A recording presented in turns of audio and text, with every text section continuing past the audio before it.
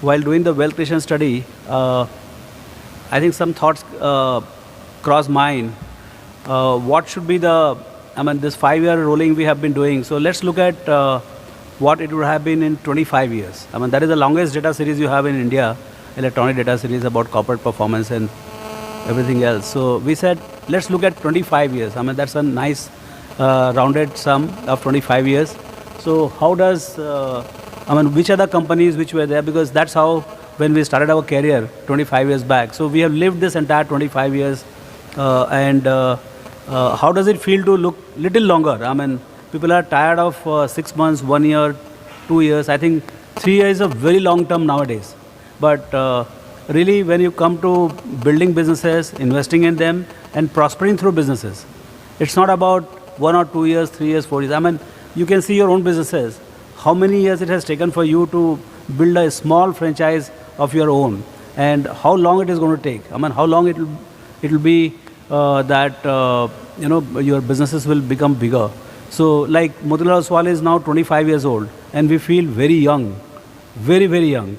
So I think in corporate history, in corporate longevity, 5-10 years is not a very long profile. And with the new advent of management technologies, in terms of you can recruit the best of the talents all over the world to take care of your companies. Now the companies are not dependent on what happens to the promoter. When the promoter starts and if he leaves for 50 years active life, the end of company doesn't come because of the end of the life of that particular person. Now he can recruit, like Walmart was started by Sam Walton, but he didn't give anything to any of his 4 sons, but gave it to the professional management. And that has longevited the corporation's life, and Walmart rules the world. So I think that fundamental change in the management style in the last 20-30 years in America, and hence now in all over the world, that has changed the longevity of the corporations in the world. And hence a thoughtful investor can invest not only for next 3, 5, 10 years, but it can invest for much longer period. So and there is no conflict between the short term and long term. So we said, let's look at how things have happened in 25 years. Because fundamental thing about buy right and sit tight is that you have to buy right fundamentally. If you don't buy right, in that case, sitting tight is one of the biggest curse. So you must get the buying right for making money through this particular slogan. So what is investing? Let me just, for a sec, let me remind you what is the definition of investing means. Investing is foregoing current consumption or purchasing power now in order to have, in order to be able to consume more in the future. So you are surrendering current purchasing power to get more purchasing power in the future. Earlier it was thought that laying out today's money to get more money in the future. But that was not, that was very simplistic, and it was not taking care of the corrosive influence of inflation. So when you look at the purchasing power, you are surrendering certain purchasing power today to get more purchasing power in next 5, 10, 15 years. So if you buy 100, if you give 100 rupees today, tomorrow if you get 105 rupees, but inflation is 10%, so you are not making money.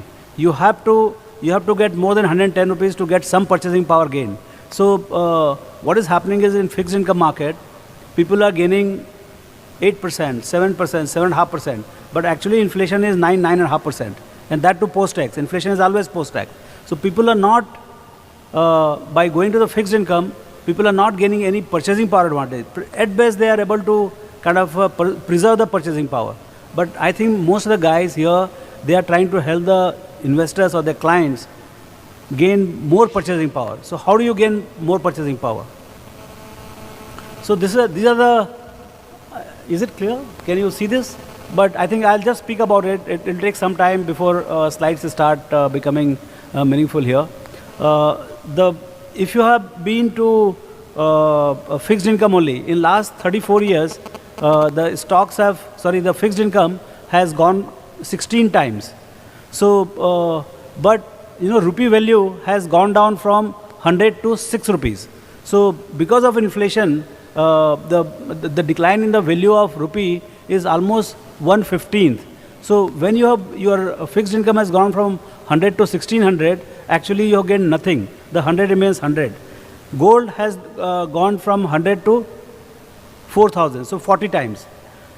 Stocks have done about 21,000 to 211 times, whereas the cum dividend return of index is about 354 times.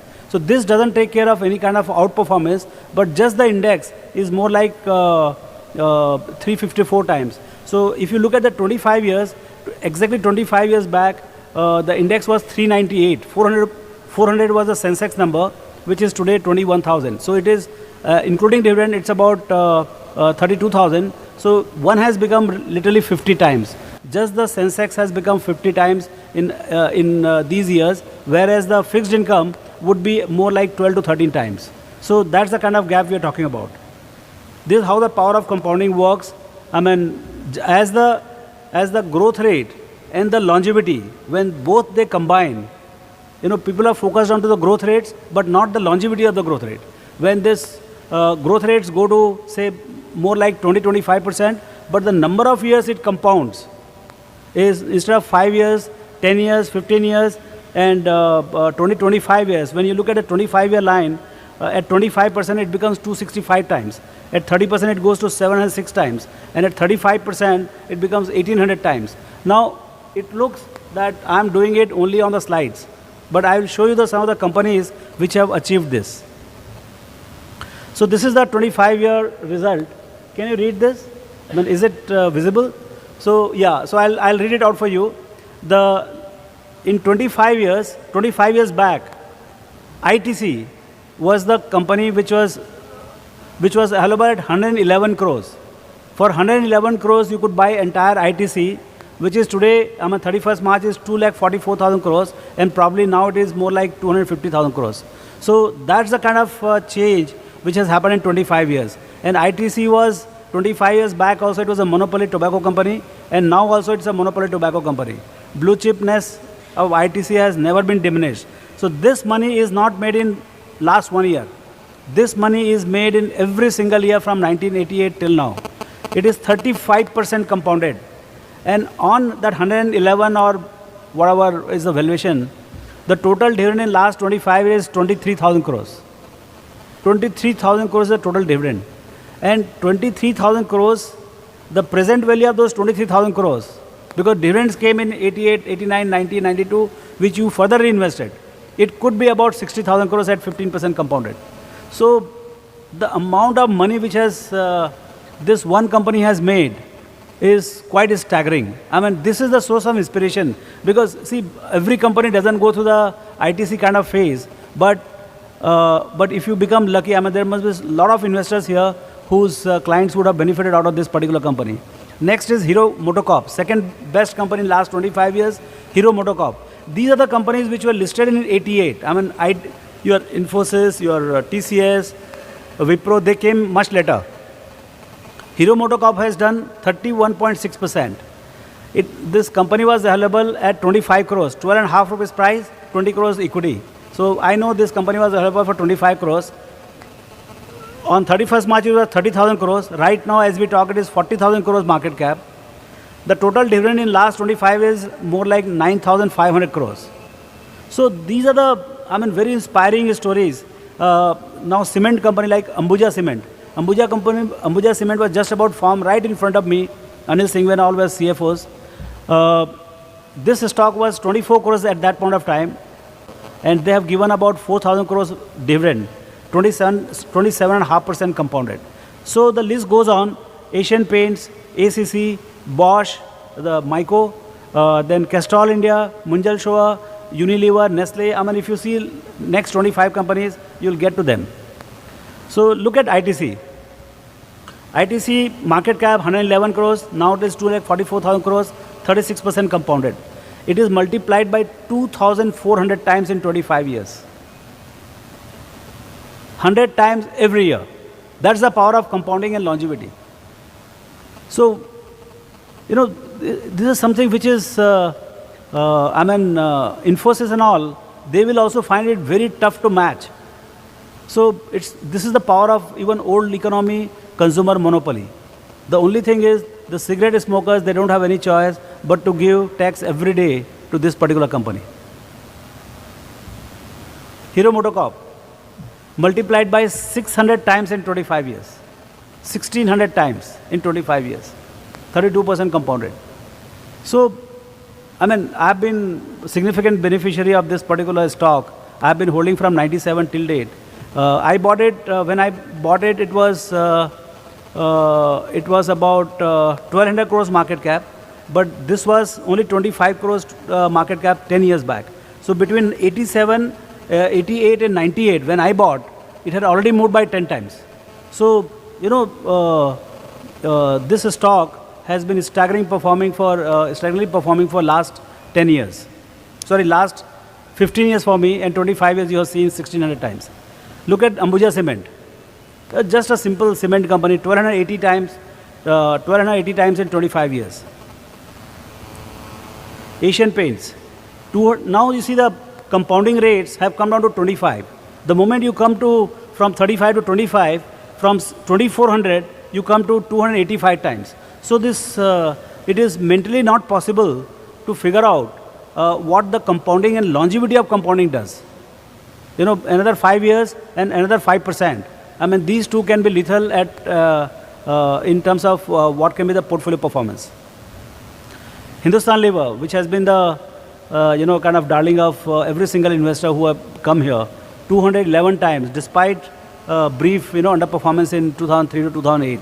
So, I think this company has given tremendous amount of dividend. I mean, total dividend given, I think in 2013 itself, you look at it, market cap has grown at 22.9%, PAT has grown at 20%, and dividend has grown from 39 crores only, 39 crores in 1988 to 4,000 crores now. I mean, dividend has grown at the rate of 23% compounded. I mean, these kind of investments, if you get even 5% allocated in your portfolio, I think 100% will be taken care of. So what are the characteristics of these companies? I mean, briefly we try to look at it. You know, one of the things is that these are all mass product companies. These are the companies, of course, with many more things, but they are fortunate at the bottom of the pyramid types. You know, I mean, a motorcycle, cheapest motorcycle company in the world, cheapest, you know, food company kind of thing, or very low grade, I mean, high quality, but economically priced, lowest cost producer in cement. So, you know, you'll find a lot of these fortunate bottom of the pyramid. Second, these products have not changed. Like cement has not changed for many years. Cigarettes have not changed. I think cigarette brands are same. I think I don't smoke, but I think Will's Filter or India Kings or whatever, they have not changed for the ages. And so I think these businesses are one of the special thing about this particular thing, all these companies, is that the rate of change is very low. I mean, for 20 years, 30 years, 40 years, the business remains, underlying business remains same. 9 out of 10 companies, 9 out of top 25 companies were leaders, clear leaders in their industries. So you'll find that most of these 9 out of 10, they are leaders in their respective category. Hardly 1 or 2 of them, they may not be the leaders, but I think one of the things important is that if the category survives, the leader definitely prospers. So one must look for leader companies, and that's why markets are very smart in valuing the leader companies. Number 1 company will always be 20, 30, or at times even 100% at premium to the number 2 or number 3 companies. One other thing which is running across is the corporate governance and corporate governance value system and ethics of the companies. These companies are ethical companies. These companies have demonstrated not only they have taken care of their employees, but they have taken care of their shareholders in terms of dividend payout, bonuses, and capital allocation, most importantly. And that's why these companies have been darling of the market at every point of time. Another thing we have seen is they are much more customer-facing, consumer-facing. I mean, you have the consumer businesses, you have industrial businesses. So you will find that 14, 15 companies out of 25 are clearly consumer businesses, whether it is Asian Paint, whether it is ITC, Unilever, Nestle, all these companies are consumer-facing companies. So, because the discretionary consumption in India is going to explode, I mean, what we have seen in 25 years is not even the starting of the consumption in India. So, in next 25 years, you will see further build-up of the consumption, whether it is automobile, whether it is FMCG, whether it is media, whether it is financial products, whole lot of this consumption will come through. So in that period, you will see the build-up of newer businesses coming from consumption side. Because of good payout, good capital allocation, good corporate governance, you have wonderful return on equity from this particular companies. Except for one company, I think every company has consistently more than 15% return on equity in this particular category. And very few companies have even less than 20%. So clearly, profitability and sustenance of profitability is one of the thing which you get to see. I mean, bad companies don't last. So when you buy good companies, you have to make sure that these are profit-making, cash-oozing machines. Rewarding the minority shareholders that I have told you, I mean, their bulk of them have payout ratios more than 25% and very strong growth engines. So quality you need quality, you need growth. Both of them you need across the categories. So these are the observations of last 25 years. So we said, let's look at the market, how they have behaved. I mean, because closer home, there are a lot of challenges in terms of equity investing. We know the customers are, our clients are not that aligned to investing in equity. So what is that which is keeping the people away? One of the things is the people don't look at, the recency effect is very high. So what has happened in very recent time is what you call clouding the minds of everybody. But if you look at the 34 years of stock market, 23 years have been a positive year and only 12 years have been negative years. So 2 out of 3 years are positive year and 1 year is negative. Out of that 12 negative years, 4 are big negative years. 1988, 93, 2001, and then very recently 2009. So what is happening is these markets are going from one boom to other boom. Every 7 years there is a boom bust cycle. So 85 boom got busted in 88, 92 boom got busted in 93, 2000 boom, Y2K boom got busted in 2001, and 2007 Lehman Brothers global credit boom got busted in 2008. So because of that, you have a 35-40% decline in the market. But the good thing is that before the bust, markets have risen by 300 to 600%. It has the big burst in the market, which is always the fear in the mind of the investors, has never happened unless the market has risen big time. So right now markets have corrected. Markets are not in the mood of great optimistic mood. So my sense is that you can correct the market by 10% anytime, but I don't see how it can be a crash kind of situation in near future because markets don't have that kind of frothy levels. So our investing style is the process is laid out very clearly, and it's very simple process, and that's why we can talk about it in a very in few minutes. What we call our investment philosophy is QGL: quality, growth, and longevity. When we look for 3 qualities in any stock or any company we put. Quality is quality of business and management. Growth is sustained growth for long term, and longevity of that growth is also longevity of quality and longevity of growth. So when the quality, growth, longevity, when all 3 comes together, valuation becomes, of course, very important. But you don't get these kind of companies very cheap prices. So we would like to load the portfolios with highly growth-oriented, highest quality companies, even if it is priced a little higher than very cheap prices. So they are not the cheapest companies, but reasonably priced companies with QGL kind of a quality. It's a buy and hold approach, and focus 15 to 17 stocks. Because there are not many stocks like this in the industry itself, in the market, and we also have very few stocks which we understand. So clearly, buy and hold and focus into 15 plus minus 2 stocks. That's the kind of approach we have. And so how do we pick up the stock? I mean, what exactly is the steps we go through? A business we understand very clearly. 95-97% of the job is a business we understand. Favorable long-term economics, able and trustworthy management. We have got a lot of competent management, but competent and honest management, and buy at a margin of safety or whatever little reasonable price you can get. So this is very clearly laid out stock selection process. And buy and hold, just to support that, this is the latest slide on Nifty survivors. If you see, the index has done about 13.5%, but the companies which stayed for 3 years have done 9%, 5 years 9.6%, 7 years 12%, and 10 to 17 years 19%. But the stocks which always remain, there are 13 or 14 stocks which remain always in the Nifty, they have done about 21%. So buy and hold the companies which survive and remain in the index for long term, they do very well. So that's very clear that buy and hold has meaning even in a passive thing called Nifty. So just to conclude, the whole idea of our investment process and effort here is to make money. See, there are two ways you can make money. One in the bazaar, and other you can make is in businesses. So, what happens in Infosys Bangalore is one thing, and what happens in Mumbai Stock Exchange is yet another.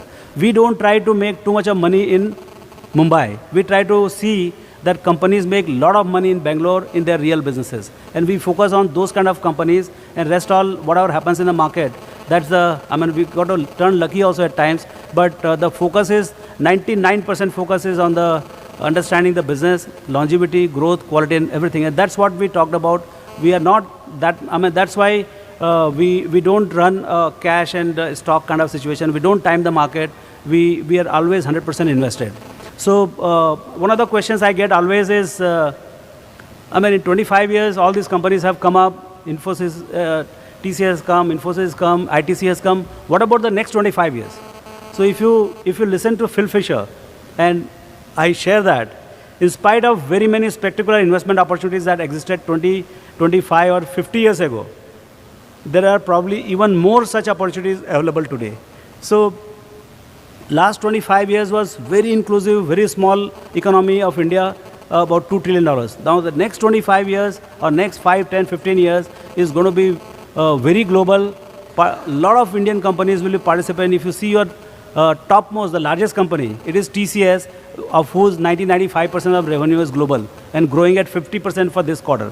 So I think the future opportunities are going to be what old economy we have seen, India focused and Indian consumption, but also the global consumer focused or global client focused. I think those opportunities are going to be exponential and very, very large. We got to become insightful about some businesses at right point of time to find those companies in clients' portfolios. So those were the thoughts about last 25 years of wealth creation. My only recommendation is buy right, sit tight. Thank you.